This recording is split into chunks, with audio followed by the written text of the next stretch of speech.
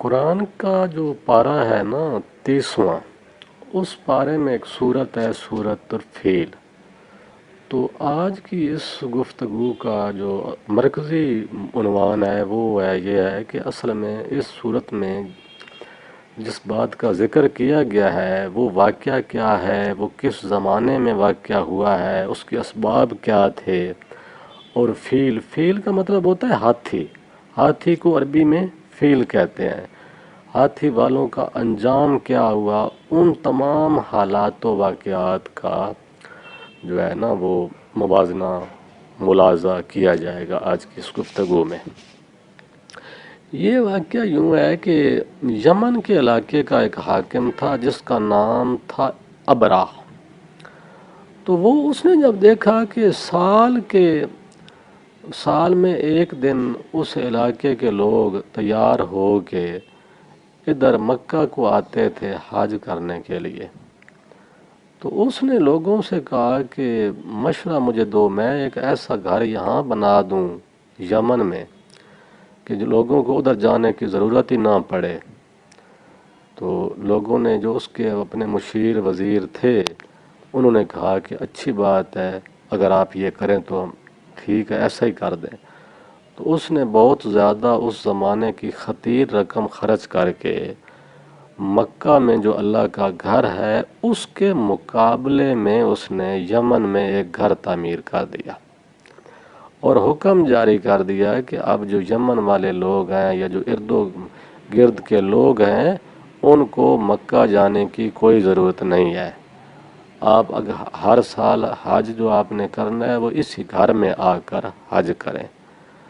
تو کچھ راوی یہ بھی کہتے ہیں کہ کچھ سال اس نے یہ رسم جاری رکھی ہے، کچھ سال، دو چار، کچھ نہ کچھ عرصہ اس نے یہ کام چلایا ہے۔ تو یہاں یہ بھی روایت کی جاتی ہے کہ کچھ سال گزرے تو اس جو گھر اس نے بنایا تھا اس میں کچھ لوگوں نے کچھ گندگی ڈال دی۔ اس گندگی کے پیچھے جو اسباب تھے وہ ظاہر ہے کچھ لوگ اس چیز کو ناپسند کرتے تھے۔ تو وہ جو ابرا تھا اس نے سوچا، خیال کیا کہ یہ جو جن لوگوں نے گندگی ڈالی ہے نا یہ ان لوگوں کا کام ہے جو کہ مکہ میں رہتے ہیں یا لوگ ادھر حج کرنے کو جاتے ہیں، لہٰذا یہ انہی کی کارروائی ہے۔ تو اس نے پھر جو قیصر بادشاہ تھا روم کا، اس زمانے میں دو ہی بڑی طاقتیں ہوتی تھیں، یا روم یا فارس۔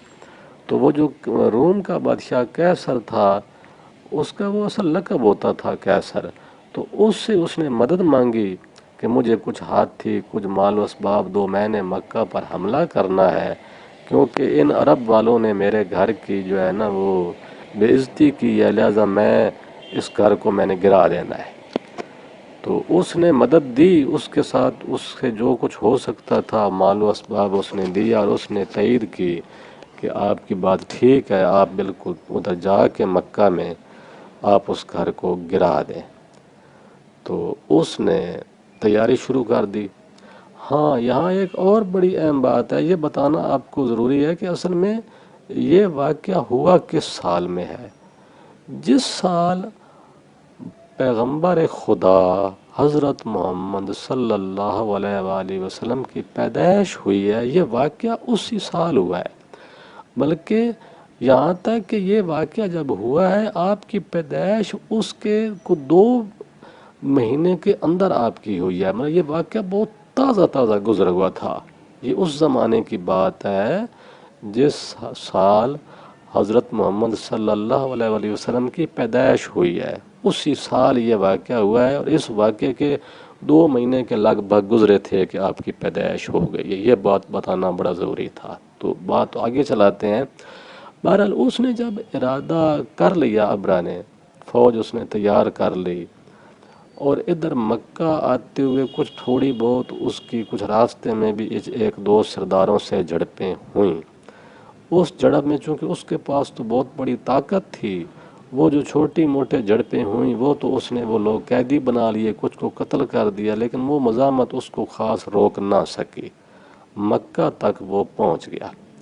جب مکہ وہ پہنچ گیا تو تھوڑا سا اس نے ایک دفعہ پڑاؤ کیا فوجوں کا۔ پڑاؤ کرنے کے بعد اس نے کہا کہ جو یہاں ارد گرد مال و اسباب ہے نا عرب والوں کا، ان کو بھی لوٹ لو۔ تو اس جگہ پہ دائیں بائیں جو اونٹ چل رہے تھے وہ اتفاقی طور پر وہ بھی حضرت محمد صلی اللہ علیہ وآلہ وسلم کے دادا عبد المطلب کے تھے، اور عبد المطلب ہی خانہ کعبہ کے متولی بھی تھے اور مکہ کے اہم سرداروں میں بھی ان کا شمار ہوتا تھا۔ تو وہ ان کے اس زمانے میں وہ 200 اونٹ بھی ابرہ کے فوجیوں نے گرفتار کر لیے، پکڑ لیے اونٹ۔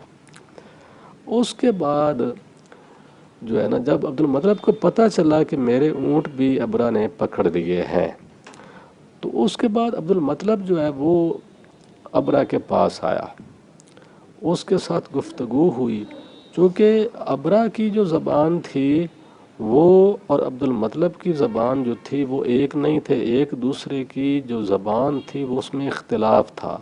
تو اس میں جیسا کہ آج بھی ترجمان کا سہارا لیا جاتا ہے، جب دو ملکوں کے بندے جاتے ہیں، بادشاہ ایک دوسرے سے بات کرتے ہیں تو اکثر اوقات وہ ترجمان ساتھ بٹھاتے ہیں، تو اسی طرح وہ گفتگو بھی ترجمان کے سہاروں کے ساتھ ہوئی۔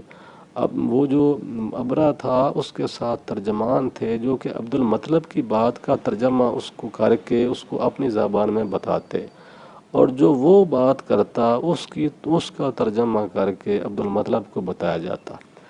تو اس میں پھر جو گفتگو ہوئی، گفتگو میں یہ فیصلہ کر لیا گیا کہ بھائی ٹھیک ہے ہم اونٹ آپ کو دے دیتے ہیں۔ اس کے بعد ابرہ نے یہ بھی پوچھا عبد المطلب سے کہ مجھے تو یہ توقع تھی کہ آپ خانہ کعبہ کے بارے میں بات کریں گے، کیونکہ آپ خانہ کعبہ کے متولی بھی ہیں، لیکن آپ تو صرف اپنے اونٹوں کی بات کر رہے ہیں۔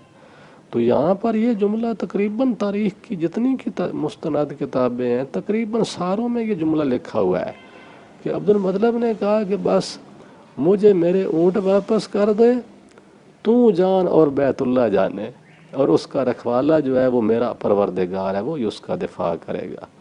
تو ابرہ نے عبد المطلب کے اونٹ واپس کر دیے، عبد المطلب نے اپنے اونٹ لے کر چل دیے، اور اس کے بعد عبد المطلب نے کہا کہ اب تو جان اور بیت اللہ جانے۔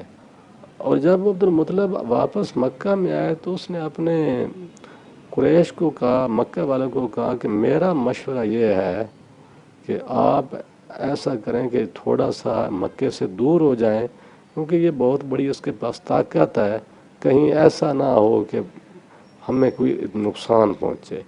تو اس کے مشورے سے پھر وہ جو اہل قریش تھے مکہ والے وہ مکہ سے نکل گئے۔